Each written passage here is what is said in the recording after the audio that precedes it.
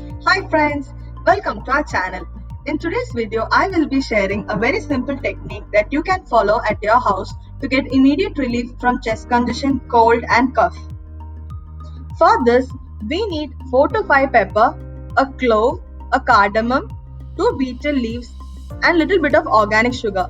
In case you do not have organic sugar at your house, you can use a piece of jaggery instead. Wash the betel leaves well in water and remove the stem at the top of the leaf. Also, pinch of the tip.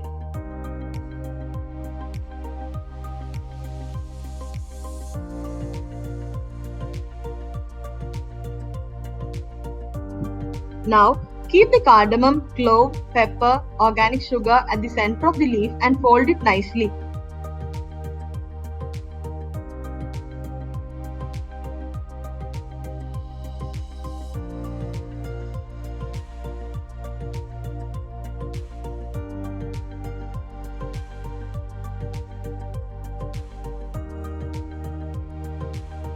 Now, chew this in your mouth for 5 to 10 minutes and swallow the essence that you get out of this.